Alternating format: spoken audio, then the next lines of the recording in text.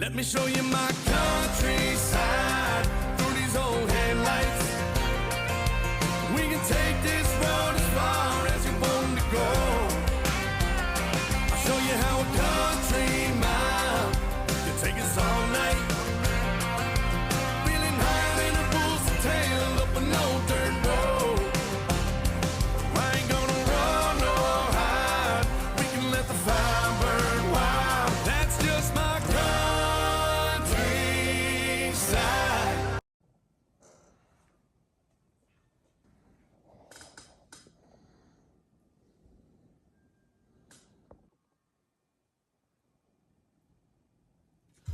Hey guys, what's up? Welcome back to our channel.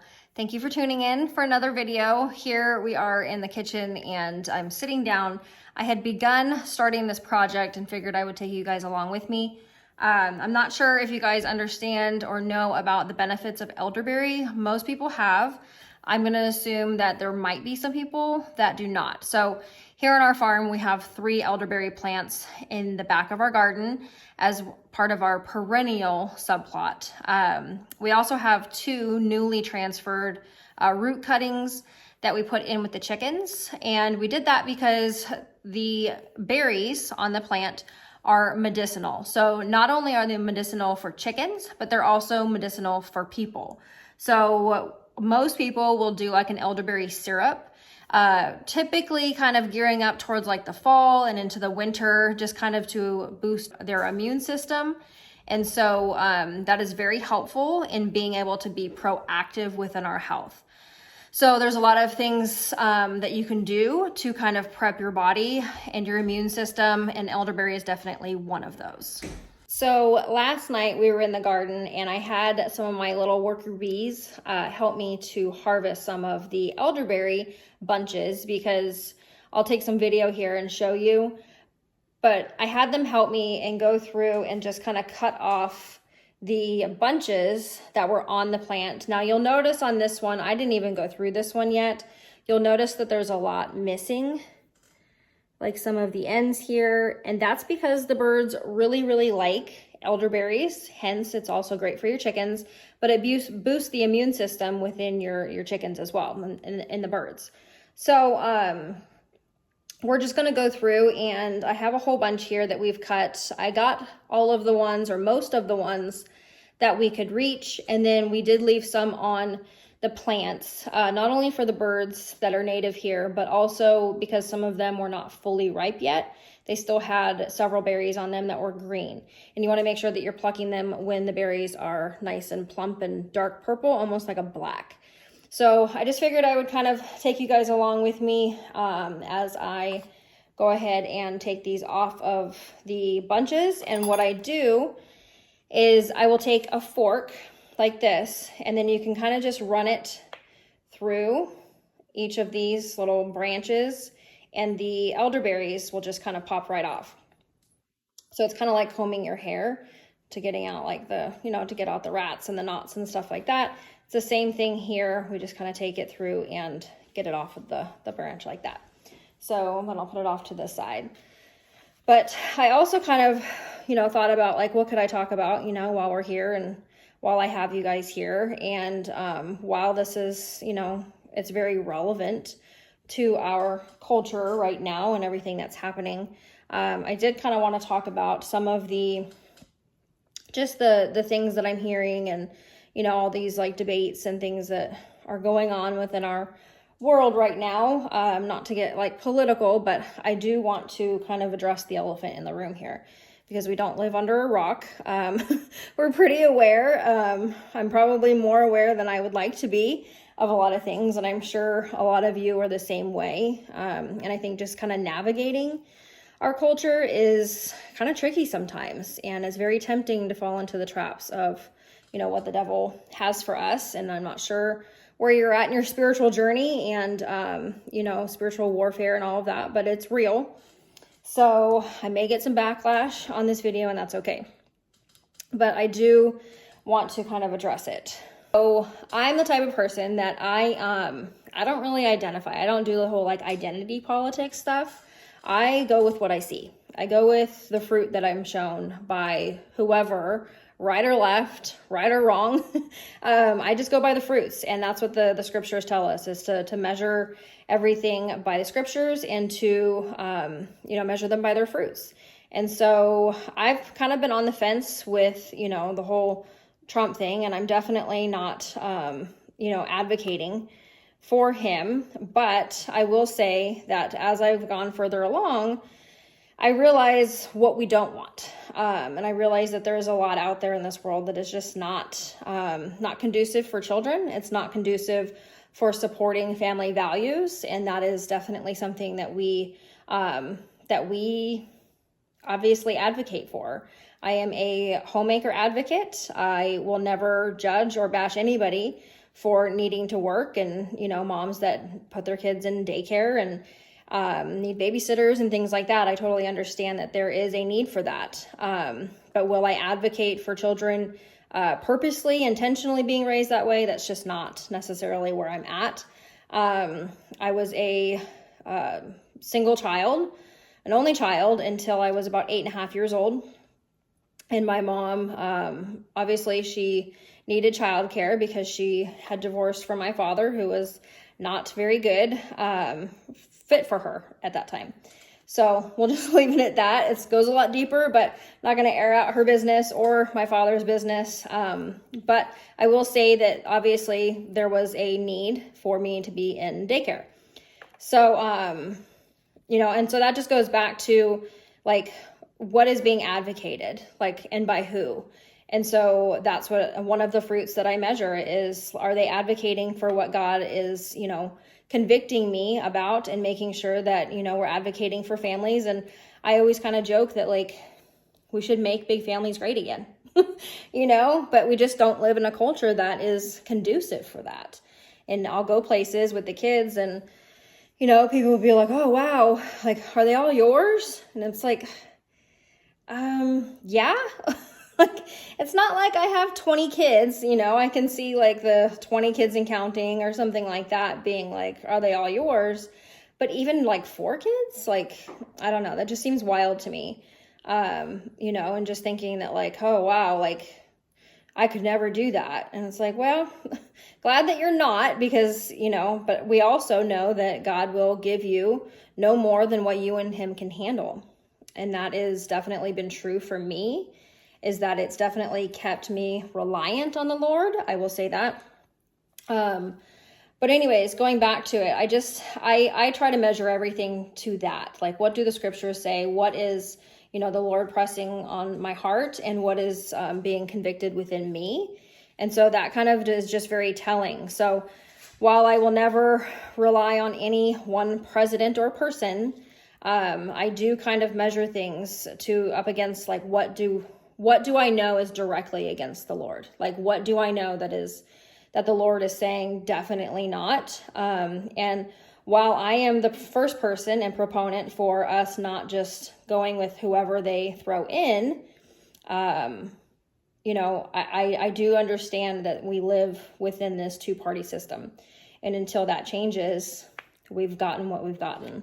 So do we have to work within that at this point? Kind of, but should we also be working to change that? Absolutely.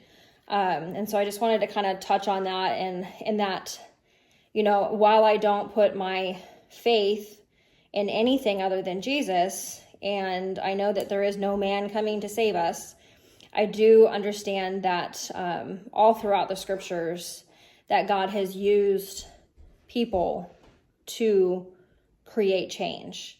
And that politics matter because policy matters. And policy matters because people matter to God. And so that's important, and to make sure that we are putting forth legislation, that we are continuing to keep our legislators and any government officials in check, and making sure that they're held accountable to their actions and lack thereof. That's important. And so I just wanted to kind of say that, like, I see like just this dueling, fire from each side. And I think that the right answer is either somewhere in the middle or none of the above. And that's just kind of where I stand with it. So anyways, I just wanted to kind of touch on that and just kind of dive into that, because it's just so like, what do you want to call it? Like polarizing. And I don't think that things need to be as polarizing if we can actually see who's behind it. And we can actually see that there's an enemy at work here. And that enemy does not wish for anything good for us. It ultimately wants the destruction of mankind, because we know that it goes all the way back to the Garden of Eden and, the fall of Adam and Eve. And so if we can kind of look at it like that and understand that like your neighbor is not your enemy, that your coworker is not your enemy, and that the real enemy is invisible, you're not going to be able to see it, then you can kind of, it makes a lot more sense if you can get your mind and get your spirituality wrapped around that. Then it definitely starts to make more sense. So I am kind of curious, like where that leaves you, like, even before watching this, do you, like, as far as even voting, like, cause there was a while where I was like, what's the purpose anymore? Like if we know that things are rigged and our politicians are selected, then what's the point? But I feel like that would leave us with just kind of allowing them to do whatever that they want. And that when justice does come down on these people, that there's not going to be any like verification, because they won't have a vote to compare it against. I do believe in our constitutional rights, and that, having the ability to vote and all of that based on what our forefathers have done, like that's important. But I don't really like put all of my eggs in like any basket, really. I just kind of wait and see and watch for the fruits. But I can definitely see like a major shift.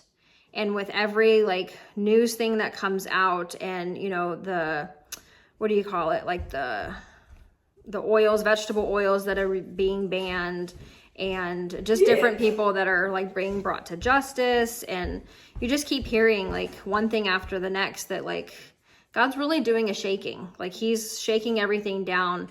And I think that that's going to leave a lot of people vulnerable. It could leave a lot of people like freaked out, because we've been living in this system that they've created for so long.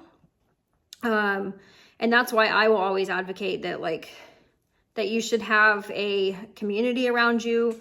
You should always find like your local, farmers and things like that.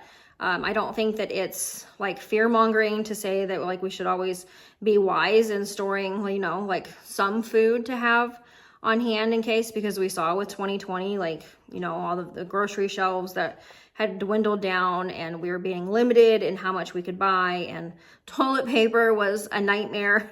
Who would have thought? I'm like, I'll just go wipe with like a leaf if I have to, right? But anyways, we can see it around us, like the writing's on the wall. And I think to not heed that and what the Lord is trying to tell us would be a little foolish, to be honest. It's not going to hurt anything. And I know that there's a lot of people that can't go and stockpile food. And I don't think that stockpiling is necessarily what I'm like getting at. I'm just more like having a few extras of some things could definitely be helpful. Because hopefully nothing happens, and hopefully you won't need it. And hopefully you're just rotating stock so that you're not sitting on it and doesn't go bad. But I do think that it's going to be helpful for a situation that could arise, that we just are kind of switching over within our systems, because I do believe that ancient evil is meeting its end. And, there's a lot of people that will fearmonger and tell you that the world's ending and this apocalypse stuff. And I just really I don't believe that. I don't believe that that's like, the apocalypse is not the end of the world. It's the end of them. Like it's the end of their evil reign. And while we've become accustomed to that, it may be a little scary. I think that it's going to be a beautiful thing. And I think that there is a lot of beauty that's going to be in the years to come. I truly do feel that. And I believe, based on everything that I've kind of watched, and, there's a lot of pastors that will preach like this doom and gloom of Revelation. I don't believe that that's what God has in store. So while, you know, there may be like talks of, you know, a 7-year peace treaty and things like that, I believe that what's coming is going to be beautiful. And I know that as God's people, and as God's people are Israel and the people of Israel, and I know that's another touchy subject, but when we were grafted in, we all as believers became the tribe of Israel.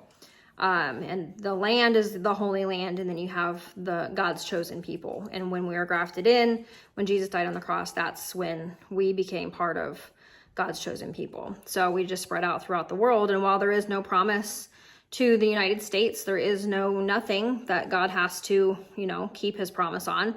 I do pray that, you know, that the United States, that we repent, that God's people repents for their lack of involvement within things, and that we've let a lot of things and we've let a lot of evil go unchecked. I do believe that God has his hands on us as his people. So I think that good things are coming. If you've never heard of the 1,000 Years of Peace, look that up. I've been getting more and more into that.